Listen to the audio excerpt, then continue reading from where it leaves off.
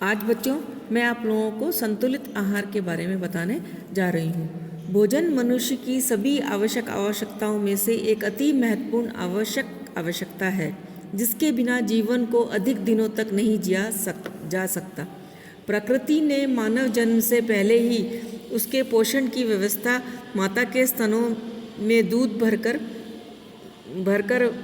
वह की है। शैशवावस्था में बालक माता के स्तनों से दूध पीकर अपना पेट भरता है। जैसे जैसे वह बड़ा होता जाता है, उसका पाचन अंग विकसित एवं सुघड़ होता जाता है। वे दूसरे भोजन, तरल आहार, अर्ध तरल आहार तथा ठोस आहार को भी पचाने लगता है। प्रकृति ने मनुष्य को भोजन के रूप में अनाज, दालें, फल, सब्जियां, दूध, अंडा, मांस, मछली, सूखे मेवे आदि अनगिनत तरह के भोज्य पदार्थ प्रदान किए हैं, जिन्हें खाकर मनुष्य को तृप्ति एवं संतुष्टि मिलती है। उसकी कार्य क्षमता में बढ़ोतरी होती है। सभ्यता से पूर्व प्राचीन समय में भी मानव शिकार करके अपना पेट भरता था। धीरे धीरे उसने कृषि की ओर ध्यान दिया तथा कृषि कार्य करने लगा। सभ्यता के विकास के साथ साथ भोजन के उत्पादन, संरक्षण, परिवहन आदि पर भी ध्यान दिया जाने लगा। वर्तमान में आहार के उपयोग करके विभिन्न रोगों का उपचार तथा रोगों पर नियंत्रण किया जाने लगा। आज से लगभग 5500 वर्ष पूर्व आयुर्वेद में भी आहार द्वारा रोगों के उपचार का वर्णन मिलता है, परंतु वह आहार जो केवल श्रद्धापूर्ति, स्वाद के लिए या पेट भरने के लिए ग्रहण किया जाता है, उसमें पौष्टिक तत्वों की कमी या अधिकता होती है। वैसे आहार को संतुलित आहार नहीं कहेंगे, क्योंकि भोजन का काम न केवल श्रद्धापूर्ति करना ही है, बल्कि उसका कार्य शुद्धापूर्ति के साथ साथ शारीरिक, मानसिक एवं आध्यात्मिक विकास को भी बनाए रखना है। आज भी अधिकांश लोगों का भ्रम है कि संतुलित भोजन का अर्थ महंगे भोज्य पदार्थों से है, परंतु सच ये नहीं है। सस्ते आहारों से भी संतुलित भोजन का सेवन प्रतिदिन किया जा सकता है, परंतु इसके लिए सूझबूझ, आहार के प्रति ज्ञान, पाक विधियों की समुचित जानकारी आदि का होना आवश्यक है। अधिकांश भारतीयों के भोजन में कार्बोज की अधिकता होती है एवं अन्य पौष्टिक तत्व जैसे प्रोटीन, वसा, विटामिन एवं खनिज लवणों का सख्त अभाव रहता है। अतः इनका आहार असंतुलित होता है। असंतुलित आहार की समस्या न केवल मध्यम आर्थिक वर्ग के लोग, मजदूर या किसान की है, बल्कि अज्ञानता एवं अशिक्षा के कारण उच्च आर्थिक वर्ग के सनाढ़ परिवारों में भी महंगे फल, दूध, वसा लेने के बावजूद भी उनका पोषण असंतुलित होता है, क्योंकि उनके भोजन में किसी न किसी पोषक तत्वों की अधिकता या कमी होती है। निम्न आर्थिक वर्ग के लोग जहाँ पोषक न्यूनता जनित रोगों के शिकार होते हैं, जैसे एनीमिया, बेरीबेरी, स्कर्वी, रिकेट्स, अंधता, ऑस्टियोमलेशिया आदि, वहीं सक्षम परिवार जो है वो परिवार के लोग पोषक तत्वों की अधिकता के कारण जैसे मोटापा, हृदय रोग, त्वचा, उच्च रक्तचाप, ऑस्टियोक्लोरोसिस, किडनी डिजीज, लिवर डिजीज आदि से कुपोषण जनित गंभीर बीमारियों से ग्रस्त रहते हैं। अतः उत्तम स्वास्थ्य की प्राप्ति के लिए भोजन में न तो पोषक तत्वों की बहुत अधिक मात्रा होनी चाहिए अथवा बहुत कम मात्रा जो है वो नहीं होनी चाहिए, बल्कि शरीर के मांग के अनुसार पर्याप्त मात्रा में ही पौष्टिक तत्व उपलब्ध होने चाहिए। निर्धन वर्ग के बालक प्रोटीन कुपोषण से भयंकर रूप से पीड़ित होते हैं। प्रोटीन की कमी के कारण उनकी शारीरिक वृद्धि एवं बढ़वार रुक जाती है। संतुलित आहार को हम निम्न प्रकार से परिभाषित कर सकते हैं। संतुलित आहार वह भोजन होता है जिसमें सभी पौष्टिक तत्व व्यक्ति विशेष की शारीरिक मांग, आयु, वजन एवं क्रियाशीलता अवस्था आदि के अनुसार उचित मात्रा एवं अनुपात में मौजूद हो। संतुलित भोजन में पर्याप्त मात्रा में कैलोरी, वसा, प्रोटीन, खनिज लवण, विटामिन एवं जल होना चाहिए। पौष्टिक तत्वों की अधिकता एवं कमी दोनों ही स्वास्थ्य के लिए हानिकारक होती है। प्रत्येक व्यक्ति के लिए संतुलित आहार भिन्न भिन्न होता है। एक व्यक्ति के लिए जो आहार संतुलित होता है वही आहार दूसरे व्यक्ति के लिए असंतुलित हो जाता है। जैसे गर्भावस्था में गर्भवती माता को दिए जाने वाला संतुलित आहार सामान्य वयस्क महिला के लिए असंतुलित आहार हो जाएगा। यद्यपि भोजन वही रहता है परंतु भोज्य पदार्थों की मात्रा एवं अनुपात में भिन्नता रहती है। अब हम आगे संतुलित आहार को प्रभावित करने वाले कारकों के बारे में चर्चा करेंगे। बहुत से ऐसे कारक हैं जो कि हमारे संतुलित आहार को प्रभावित करते हैं। उसमें से सबसे पहला हम लोग लिंग यानी कि सेक्स के बारे में बात करेंगे। स्त्री एवं पुरुष के शारीरिक संरचना में जन्म से ही प्रकृति प्रदत्त भिन्नता होती है। साथ ही आकार, भार, क्रियाशीलता आदि में भी अंतर होता है। इन कारणों से दोनों के भोजन मांगों में भी अंतर होता है। वैज्ञानिक शोधों एवं अनुसंधानों से यह सिद्ध हो चुका है कि 10 से 12 वर्ष की उम्र तक बालक बालिकाओं में वृद्धि एक सी होती है, परंतु इसके बाद दोनों की शारीरिक संरचना में एक व्यापक अंतर आता है। अतः किशोर बालक बालिकाओं के लंबाई, भार, क्रियाशीलता आदि में भी अंतर आता है। इन्हीं कारणों से पौष्टिक तत्वों की मांगों में भी काफ़ी भिन्नता होती है।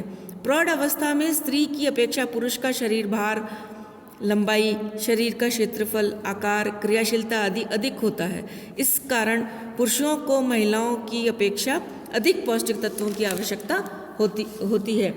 पहले लोगों का ये मानना था कि स्त्री को पुरुष की अपेक्षा अधिक लौह तत्व की आवश्यकता होती है, क्योंकि मासिक स्राव के कारण शरीर से अधिक मात्रा में लौह तत्व निकल जाता है। परंतु हाल ही में हुई खोजों से ये स्पष्ट हो गया है कि लौह लवण पुरुष को भी अधिक चाहिए, क्योंकि लौह तत्व की कमी ऑक्सीजन का वहन करना लौह तत्व का काम ऑक्सीजन का वहन करना होता है। लौह हीमोग्लोबिन में उपस्थित होता है।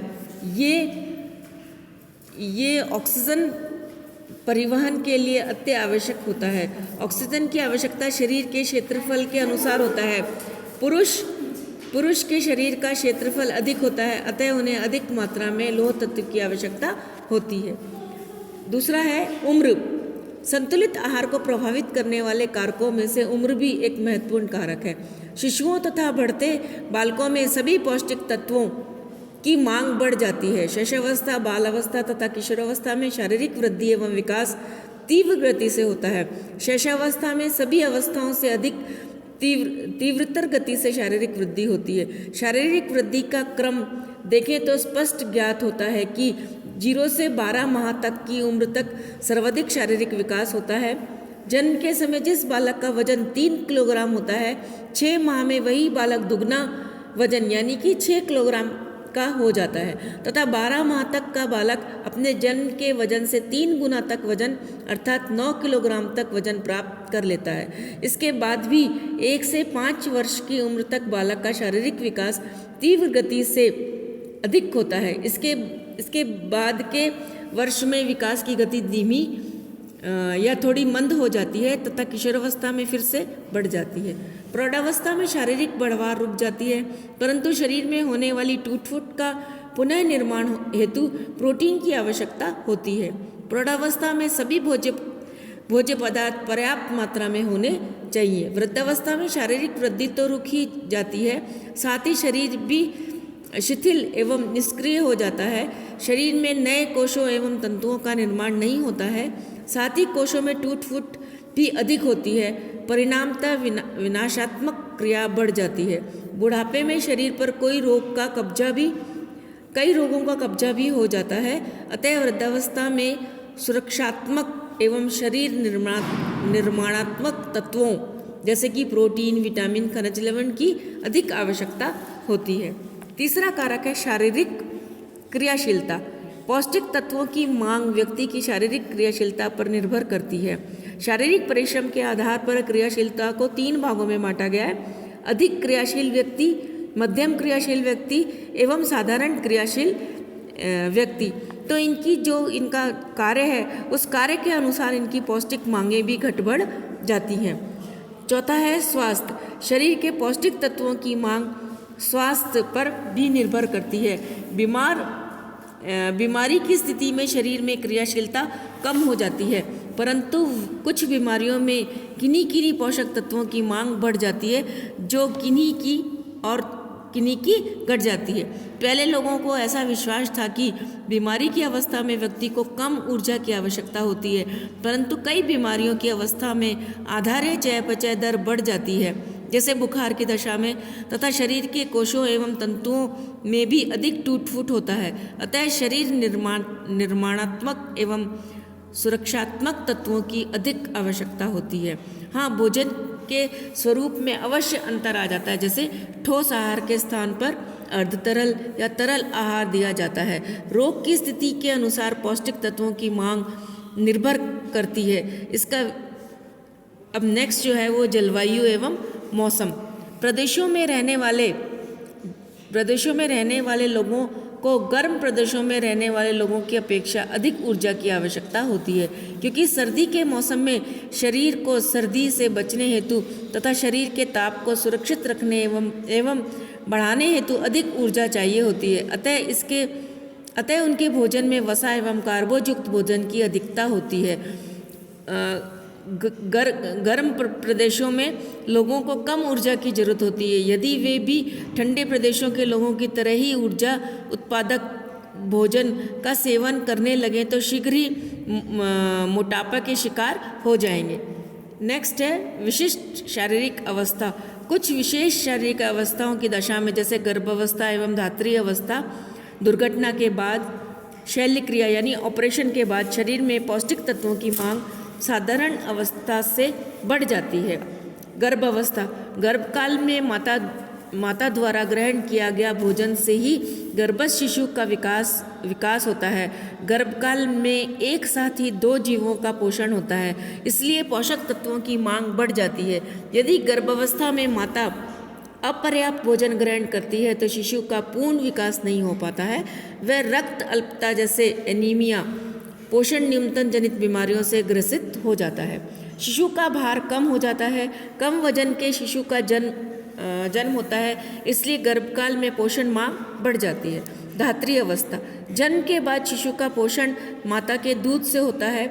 एक स्वस्थ सुपोषित माता के स्तनों में प्रतिदिन 500 से 1000 ml तक दूध का उत्पादन होता है। अतः दूध उत्पादन हेतु पौष्टिक तत्वों की आवश्यकता होती है। शल्य क्रिया, दीर्घावधि बुखार, क्षय रोग, दुर्घटना होने पर रक्त अल्पता, प्रोटीन कैलोरी कुपोषण, दीर्घावधि बीमारी की स्थिति में शरीर में पोषक तत्वों की कमी हो जाती है। अतः शरीर निर्माणात्मक एवं सुरक्षात्मक भोज्य तत्वों की मांग बढ़ जाती है। संतुलित आहार के लिए भोजन में उचित अनुपात एवं मात्रा में कार्बोज, प्रोटीन, वसा, खनिज, लवण, विटामिन एवं जल होना चाहिए, जिससे शरीर का पोषण हो सके। धन्यवाद।